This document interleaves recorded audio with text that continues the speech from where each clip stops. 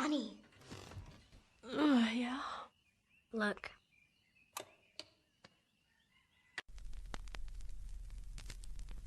Hello there viewers and welcome back to Media 13. My name is Jordan and today I'm going to be talking about a film that I perceive as perfect, or at least as close as we can get to it, and one that I believe has no right being half as good as it really is. Disney's Lilo & Stitch is a hand-drawn 2D animated movie released on the 4th of October 2002. Being honest, Lilo & Stitch is probably one of my favourite Disney movies, and at its core is a lovable little blue alien named Stitch that I'm not quite sure I'm ever going to forget.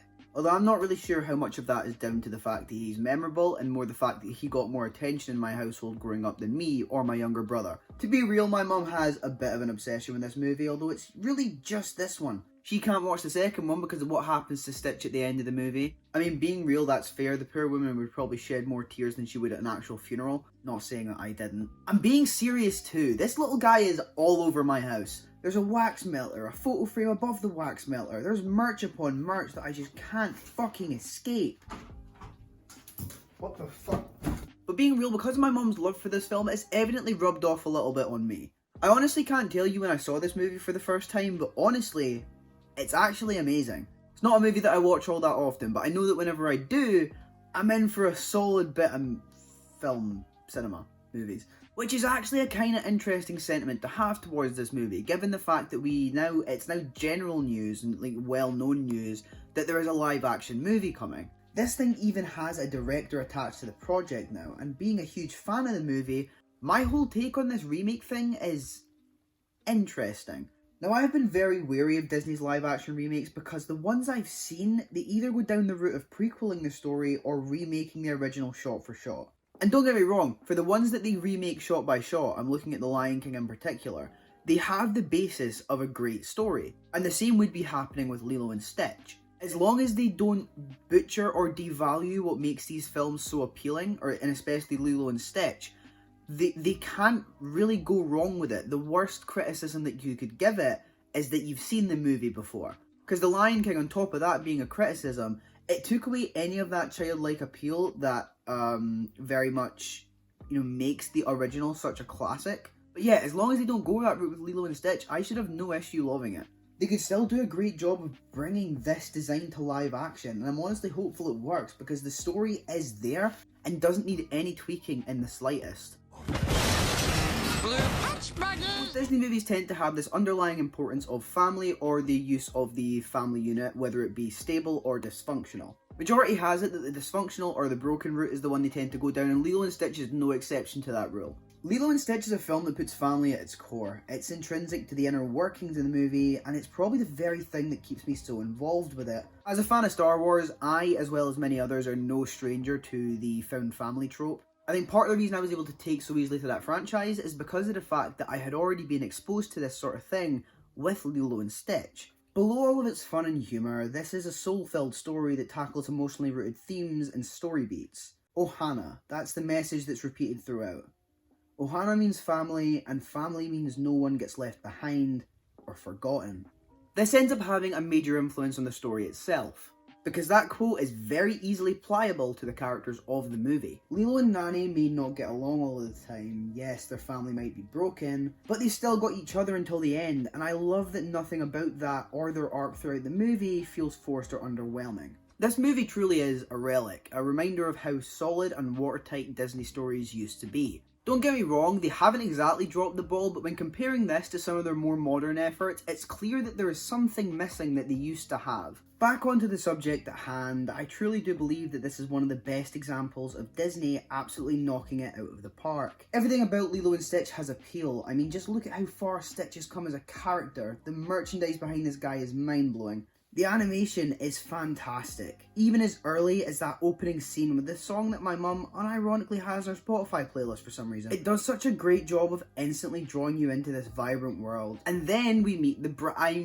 our main character, Lilo. I'm only kidding, she's not a brat. I actually really enjoy Lilo as a character. And I'm not entirely sure why that is. She just sort of works as a character. She's relatable and likeable. She's this little kid that does something that little kids in movies don't actually do. She acts her age. She's immature and she's petty and she's funny unintentionally. She's not spouting these one-liners to get laughs out of the audience. It feels organic. It feels natural. She's mothered by her sister after their parents tragically died in a car accident some years before the movie takes place. Yeah, that actually happened. Honestly, I didn't know that before I got curious writing this video. I decided to drop a quick Google search and I spent the next 5 minutes trying to recover from it. But yeah, let's just move on. Lilo is this rebellious spirit that can't be leashed even with the threat of being separated from her sister by the most badass character to ever grace a cinema screen, Cobra Bubbles. Honestly, I think a huge part of growing up watching this movie is now being able to look at it and realise how great of a character Nani is. To be fair, there was never a time where I didn't see that. I've never really felt this was a film that missed anywhere in the character department. But now watching this, seeing that Nani might actually be one of the most well-developed characters in the film, really opens your eyes to how much perspective can change with time. Nani is stressed, Nani is on edge all the time, struggling to pin down a job, stuck with the dread and the knowledge that despite not doing it intentionally, Lilo is going to make it impossible to keep them together. She's facing pressure from every angle, an unwilling parental figure who stepped up to be that mother for Lilo since she was tragically robbed of the chance to be with her mother for real. Honestly, the more I watch this film as what I have to regrettably label as an adult, the more it hits me just how bad Nani actually has it during the movie. She has been thrust into a horrible situation that absolutely no one should ever have to deal with, and it makes the eventual resolution of this movie just all the more heartwarming. Lilo and Stitch somehow manages to make itself feel so real, so grounded in this fantasy world that has this little blue bastard at its centre, and oh my god, I haven't even talked about that yet. Stitch, weirdly enough for me, fits in with characters like Spyro in that I fucking love him, but I barely talk about him, and that's something that's only really started to change recently as I've come more to terms with the fact that I am a fucking nerd who talks about nerd shit on the internet. But look at this design, just look at it, it's absolutely perfect. There is not a flaw with this thing, it's marketable, it's appealing to kids and women in their 40s apparently. There really isn't a corner of the earth that this guy can't worm his way into. And honestly, fair play Disney. Making these mascots tends to be what you do, but I genuinely believe that Stitch is one of the better ones, and he definitely deserves more recognition than what he actually gets. I mean, you've got these characters that are headlining parts of Disneyland, and fucking Stitch runs Primark, or Primark, however you want to say it. Give my man more than a discount clothing shop. But the appeal is there, and honestly, I don't understand why it's only just getting a remake. If anything, this feels sort of late now. The dynamic between Lilo and Stitch themselves is one that I feel gets slept on, and at the very least, it isn't talked about to the degree that it should be. They are polar opposites to each other. Their stories have the same endings, and to some degree even the same beginning, but the routes that they take to get there could not be more varied. Lilo comes from one end, starting as a girl stuck in a makeshift family, with a hole in her life that can't ever truly be filled. Her journey is very much filling a part of that hole, through what starts out as getting a puppy. Chaos then ensues, and by the end of the movie, Lilo has learned that while her family might be broken, it's still hers, and nothing can take away from that.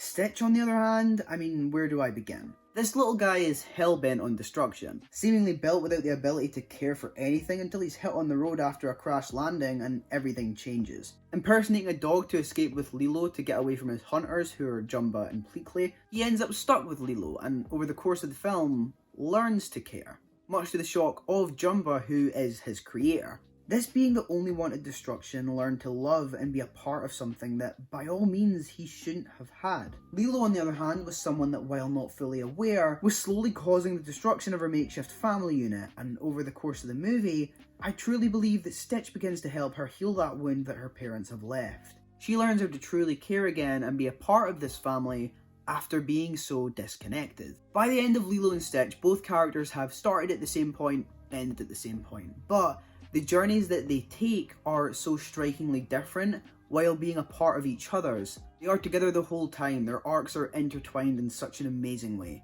They service each other in a way that makes you well aware that this movie was written with such care. And sure, that's something that still appears in movies even today, but I can't deny that nothing hits home quite like Lilo and Stitch and the way it handles itself. It's downright beautiful in so many ways, and if you want my honest opinion, I think Lilo and Stitch is a perfect movie. This is my family. I found it all on my own. It's little and broken, but still good. Yeah, still good.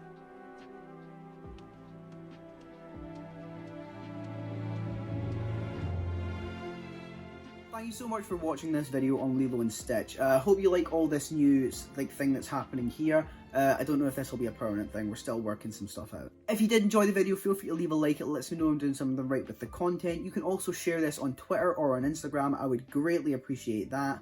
We've had a bit of a channel revamp and it's only going to continue to improve over the next couple of weeks. So if you don't want to miss out the next video as it comes, you can hit the subscribe button. If you want to make sure you're one of the first people to see that, you can hit the notification bell to make sure you're first in line for every single Media 13 video, because there is no one or higher. But that's been everything from me. So with that being said, my name has been Jordan. I hope you're all having a fantastic day, and I'll see you all in the next one.